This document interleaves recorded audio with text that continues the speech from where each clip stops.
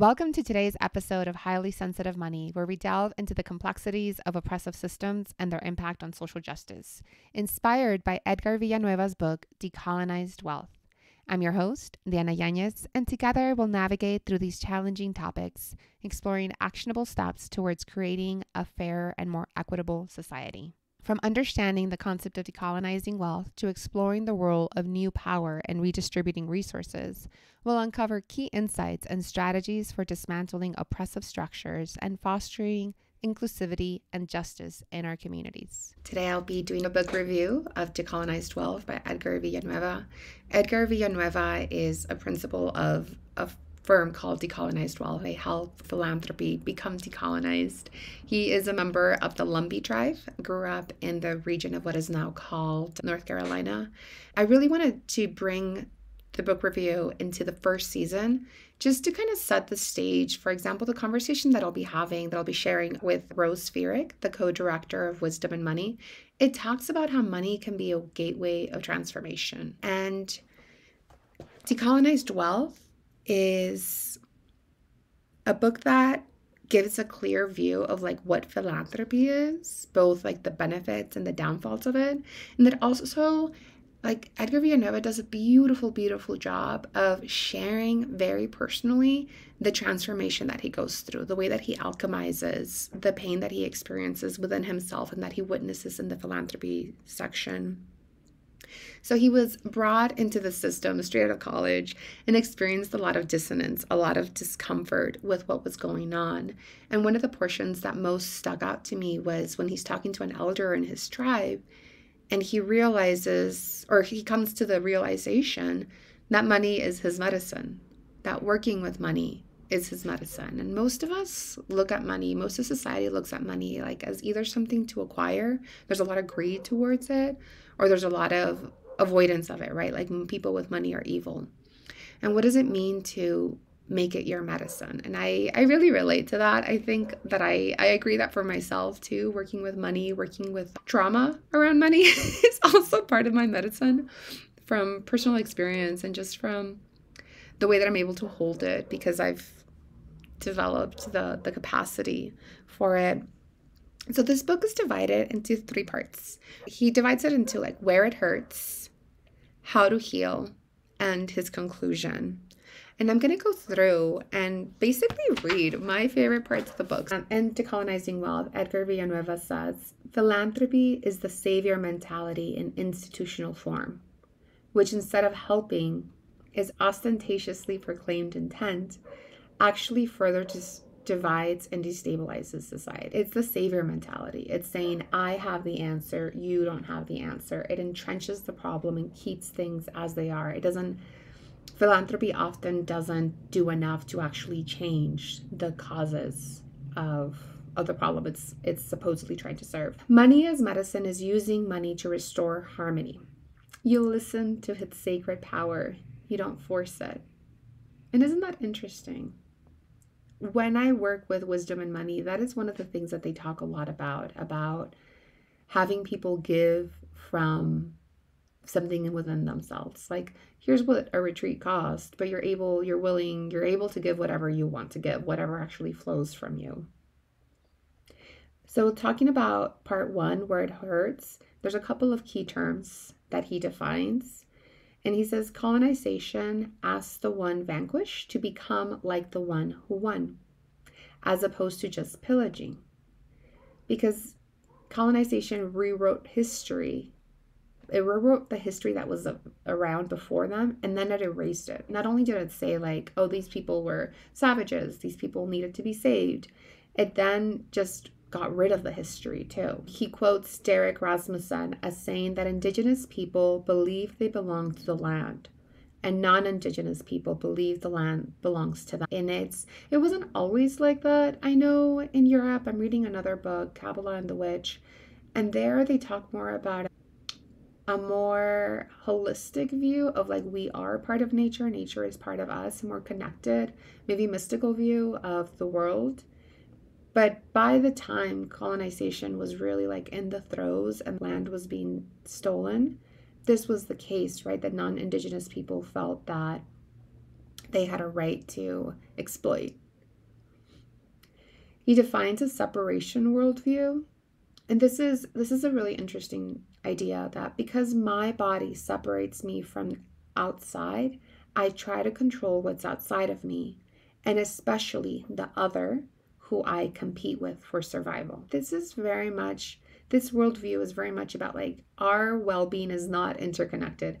And in fact, I actually have to beat you in order for me to do well. And some people believe that that's true. Some people believe that it is dog eat dog world. And they move in the world as if that were the case. I don't believe it's true.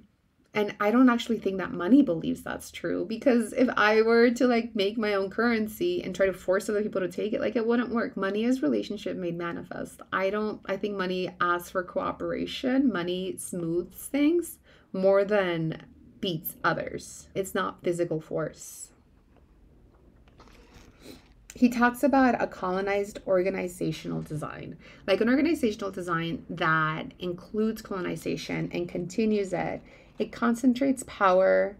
There's a hyper professionalizing that it creates exclusivity, like, oh, look at my right degrees, look at the way that I talk, look at the way that I write, or like whatever it is that I'm doing that's like the right way, that I'm in the in crowd. And it reinforces oppression. So when you join, because he talks about joining a colonized organization and then becoming, like, it brainwashes you. It makes you think that it's the only way. And in my conversation with Mike Coyle and one of the episodes on Highly Sensitive Money this first season, he talks about reading Dawn of Everything and how one of the takeaways from that book was that life hasn't always been organized the way that it's organized today. It reminds us that we have choices. It reminds us that things could be different. Whether we have time to make the difference, whether there's a willingness to make the change. I'm just putting that out there, that we don't have to agree with what's happening today. So that colonized organizational design, he credits Jess Remington and Joanna Levitt-Sia for that information, if anybody wants to go and look more into that. So here he starts to talk about what it was like to be a person of color within a colonized organization. And as a marginalized person, we're better equipped to navigate differences and complexity. Our thinking and experiences better hold multiple realities simultaneously. Our experiences hold multiple realities simultaneously. And I've talked before about, I didn't realize the white skin privilege that I carried until I moved to the East Coast. I grew up in Southern California, and in East Coast, I look very like I could be Italian or Irish or like some other European descendants, whereas my mother looks much more Arab and my brother looks much more indigenous. He looks much more Mexican. And I hold the complexity of, here I am walking around with this white skin privilege, while at the same time, I'm very closely related to people who don't have that same physical look. So I hold the complexity of understanding what it's like for me and what it's like for them. And I didn't come to that learning until much later. Then he calls out a couple of solutions, of possible ways that things can be changed, like how granting funds can reinforce colonial dynamics. He says that when a granting foundation focuses on rock star leaders, it's actually bad for the organization because it's putting everything on the rock star leader as opposed to the organization as a whole. When grantors look for immediate results, then they create a burdensome amount of proof that the recipient is actually worthy. When people suggested that I actually open a nonprofit because the way that I offer my coaching is so accessible, I knew in my heart that that's not the route I wanted to go, because I didn't want to spend time justifying why I was doing what I was doing with the money that was given to me through grants. I didn't want to spend my time applying for grants. It creates a second job. So then Villanueva talks about the savior complex and destructive colonial leadership. He says intense competition amongst non-whites, because the space feels so limited. Because we can't attack the white overseers, we attack each other. And one of the key things that happens in his book is that he compares the philanthropy sector to a plantation. And people who work inside of the philanthropy sector are what's called like the house workers. So they have some privilege, but that privilege is at the cost of the separation that it creates them from people who are not inside. Again, here he talks about the saviorism mentality, that saviors won't touch the underlying systems of privilege and power because that's what grants them their status and position in the world. This is one of his main arguments against philanthropy, against how the fact that philanthropy doesn't really create change.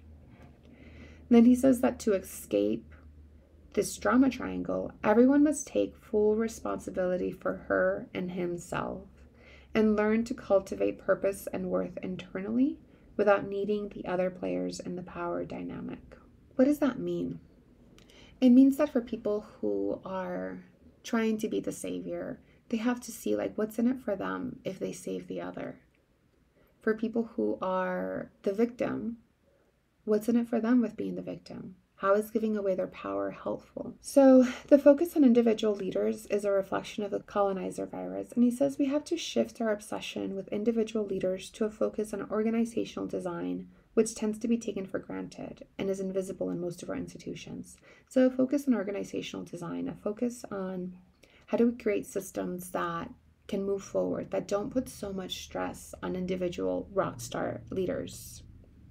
And he has this beautiful section where he points out that the best adjusted indigenous were the ones who respected their own culture and knew how to navigate wider society. So going back to people with marginalized identities can hold the both and, that's what he said was most adaptive.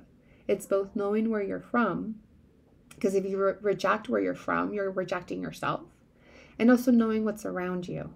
Because if you don't know what's around you, you'll be used up by the system. You'll be chewed through and spit out, right? Like if you don't understand what the system is. And he quotes Donna Chavez as saying, integration means we can lift up what we have, and at the same time, we bring in what is needed. Reconnecting is becoming whole. Reconnecting is becoming whole, and which is needed from trauma, and colonization was very traumatic, is very traumatic. The problem, or the thing about becoming whole, is that it can require going through what we fled from. The thing that we're most afraid of is usually the thing that we have to go in through.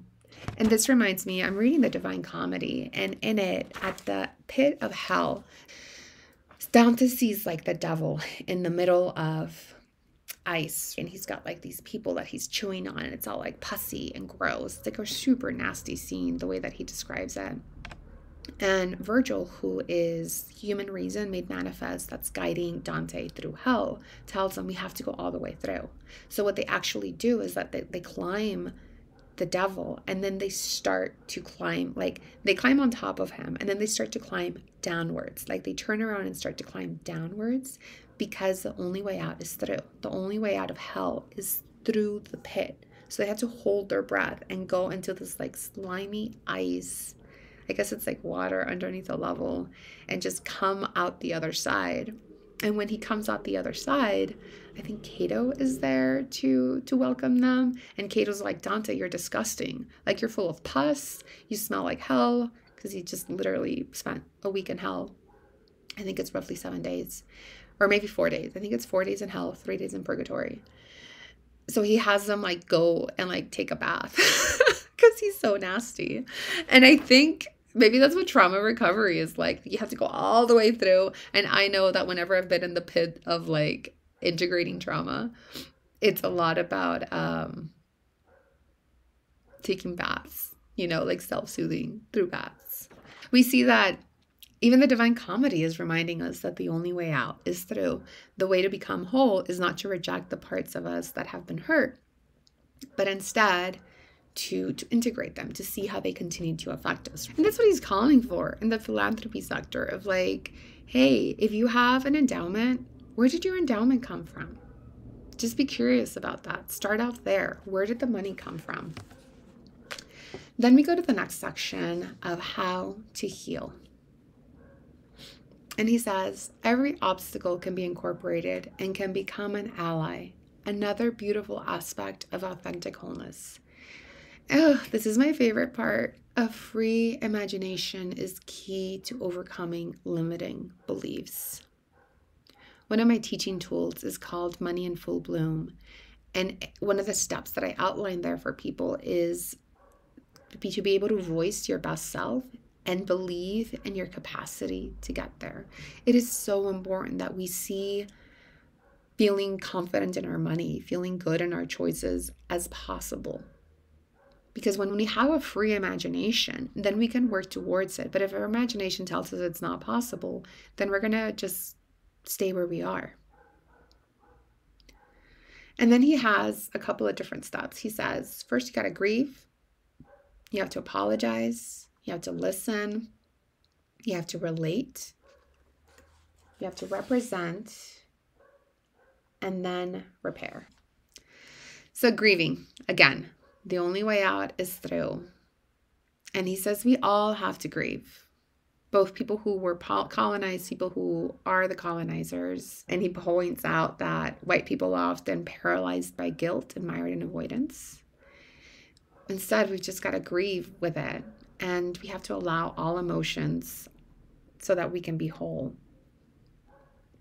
He calls out for apologies. And he says, a sincere apology does not seek to erase what was done. Instead, it can clear or settle the air and reestablish connection. He says white people of wealth need to let go of their white fragility and step up, start to do the work. And BIPOC need to dismantle internalized oppression and see how they too are also infected by the colonizer virus. That internalized oppression is a sneaky one because it's hard to see it.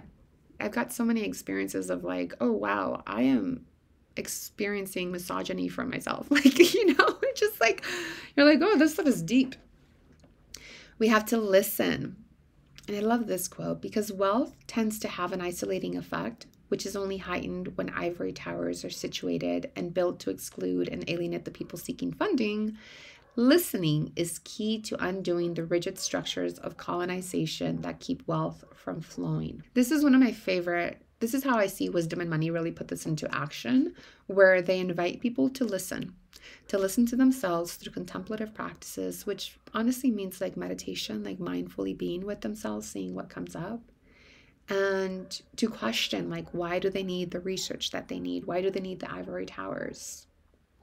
The next step is to relate. Relationship is the goal. And he has this quote that's just, and he says, new power operates differently, like a current. It is made by many. It is open, participatory, and peer-driven. It uploads and it shares. Like water or electricity, it's most forceful when it surges. The goal with new power is not to hoard it, but to channel it. Again, the goal with new power is not to hoard it, but to channel it. It's not to have all of the power for myself, but it's to see where is it most effective? Where is it most needed? It's kind of like money as medicine is listening to money. What does money most want to do? In a view of relationship, in a view of connection. Then he says represent, right? Move money to where the hurt is worst. Once you've listened, once you've established relationship and connection, what's next? You have to give mutual aid without stipulations. You have to trust somebody. I wrote down, dale el dinero en vez del mandado. Like, trust somebody to do what they're going to do that they most need with money. And there's research shows that giving actual cash is most beneficial because it gives people more freedom with what they're going to do. And people often know what they need more than somebody in an ivory tower. And he points out that when you're accustomed to privilege, equality can feel like oppression, right? He calls on us to democratize funding so decisions are made by those who need it. They are the ones who know what's needed. And invest in the more beautiful world you want to see, in addition to divesting in what causes harm. And here I'm thinking about, there's so many new ways that we can invest in actually building the good. And then he says, repair. Once you've established all of this, once you're listening, once you have relationship, once you have equal, like actual representation. And for representation, he says, if you're adding people of color to a group, make sure it's like 30% so that it actually is representative and that it's not just like tokenizing. It's not just one person speaking on behalf of all people of color. Then you can move towards repair. And we often want to start at repair because that's the outer work. That's the more flashy work, but you got to go inside and make sure that you're not recreating systems of harm, which is why you need to apologize and build relationship and listen. So he calls out that poverty is a result of public policy and theft. We know that. We know that. It's not a question. Like, hunger is not a requirement. Like, we don't need people to be hungry in this world. We don't need people to go into bankruptcy because of medical issues in the US. Like, the US is such a wealthy, wealthy country. It's a disgrace, really, how poor the safety net is. So decolonizing wealth is eliminating the racial wealth gap.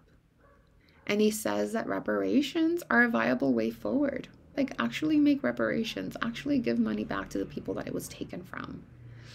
Give resources back to the people that it was taken from. And he calls out for baby bonds. Baby bonds would make a meaningful difference. And I'll include a link to baby bonds. I don't know how much traction they have, but it would, and other things along those lines were like universal health care, child care, access to housing.